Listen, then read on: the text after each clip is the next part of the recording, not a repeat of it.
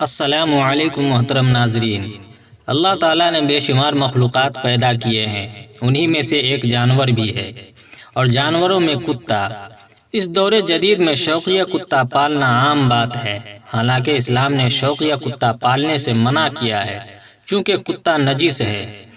حدیث میں آیا ہے کہ جس گھر میں کتا ہو اس میں رحمت کے فرشتے داخل نہیں ہوتے۔ ہاں، البتہ کچھ شرطوں کے ساتھ کتا پالنے کی اجازت ہے۔ ایک صاحب نے اسی ضمن میں ایک سوال پوچھا ہے کہ کتے کو کیوں نجس قرار دیا گیا ہے، حالانکہ وہ ایک فرما بردار جانور ہے؟ جواب دے کر مہربانی فرمائیں۔ بسم اللہ الرحمن الرحیم۔ الجواب باللہ التوفیق۔ ایک مسلمان کی حیثیت سے تو ہمارے لیے یہی جواب کافی ہے کہ کتے کو اللہ تعالیٰ نے نجس پیدا کیا ہے۔ اس کے بعد یہ سوال کرنا کہ کتا نجس کیوں ہے، بالکل ایسا ہی سوال ہے کہ کہا جائے کہ مرد مرد کیوں ہے، عورت عورت کیوں ہے، انسان انسان کیوں ہے، اور کتا کتا کیوں ہے۔ جس طرح انسان کا انسان اور کتے کا کتا ہونا کسی دلیل کا محتاج نہیں، نہ اس میں کیوں کی گنجائش ہے، اسی طرح خالق فطرت کے اس بیان کے بعد کہ کتا نجس ہے، اس کا نجس ہونا بھی کسی دلیل و وضاحت کی محتاج نہیں۔ دنیا کا کون عاقل ہوگا جسے پیشاب پاخانے کی نجاست دلیل سے سمجھانے کی ضرورت ہو؟ لیکن دور جدید کے بعض وہ دانشور جن کو یہ سمجھانا بھی آج مشکل ہے کہ انسان انسان ہے، بندر کی اولاد نہیں، عورت عورت ہے، مرد نہیں، وہ اگر پیشاب کو بھی آب حیات اور داروی شفا بتائیں اور گندگی میں بھی وٹامن بی اور سی کا سراغ نکال لائیں، ان کو سمجھانا واقعی مشکل ہے۔ رہا یہ کہ کتا تو وفادار جانور ہے، اس کو کیوں نجس قرار دیا گیا؟ اس سوال کو اٹھانے سے پہلے اس بات پر غور کر لینا چاہیے کہ کیا کسی چیز کا پاک یا ناپاک ہونا فرما برداری اور بے وفائی پر منحصر ہے؟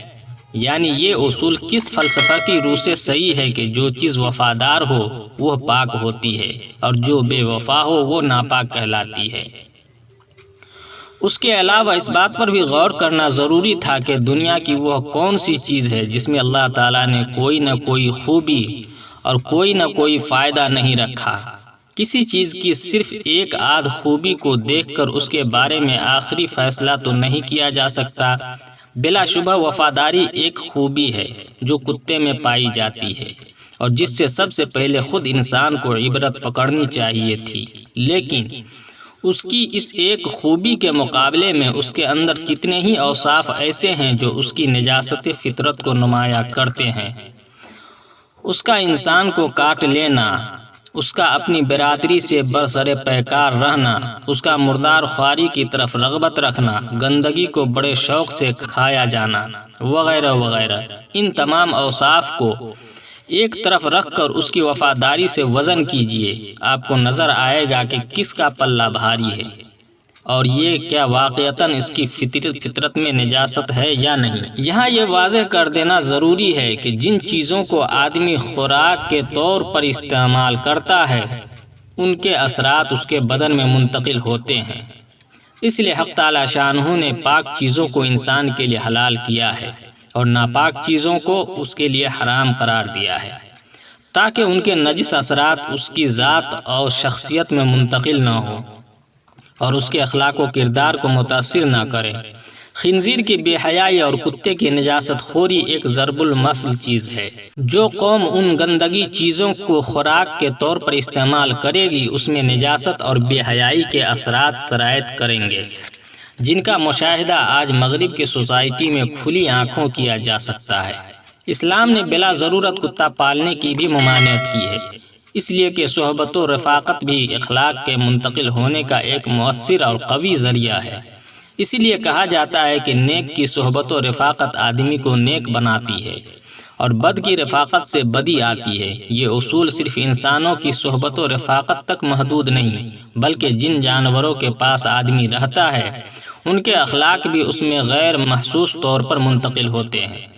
اسلام نہیں چاہتا کہ کتے کے اوصاف و اخلاق انسان میں منتقل ہوں، اس لیے اللہ تعالیٰ نے کتا رکھنے کی ممانعت فرما دی ہے، کیونکہ کتے کی مصاحبت و رفاقت سے آدمی میں ظاہری اور نمائشی وفاداری اور باطنی نجاست و گندگی کا وصف منتقل ہوگا، اور اس کا ایک اور سبب یہ ہے کہ جب کتے سے بے تکلفی بڑھے گی تو بسا اوقات ایسا ہوگا کہ وہ آپ کی بے خبری میں اس کے کپڑوں اور برتنوں میں منہ ڈال دے گا، اور اندرونی نجاست کے ساتھ ساتھ ظاہری نجاست بھی اس کو استعمال کرنا پڑے گی۔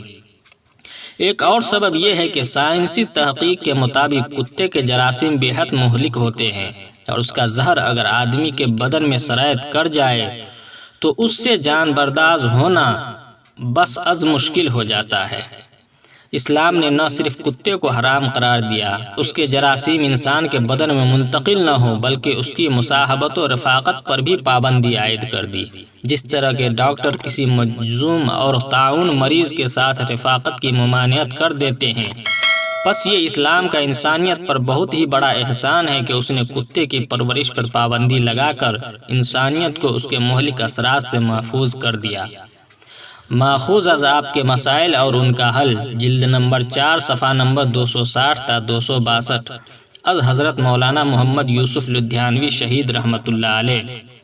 پیارے ناظرین، کیسی لگی یہ جانکاری؟ اگر اچھی لگی ہو تو ویڈیو کو ایک لائک کر دیں۔ چینل پر اگر آپ پہلی بار تشریف لائے ہیں تو لال والا بٹن دبا کر سبسکرائب ضرور کر لیں، اور ساتھ میں لگے بیل آئیکن کو بھی پریس کر لیں تاکہ ہر آنے والی ویڈیو کی جانکاری آپ کو سب سے پہلے مل سکے۔ پھر ملتے ہیں کسی اور ویڈیو میں ایک نئی جانکاری کے ساتھ، جب تک کے لیے والسلام علیکم۔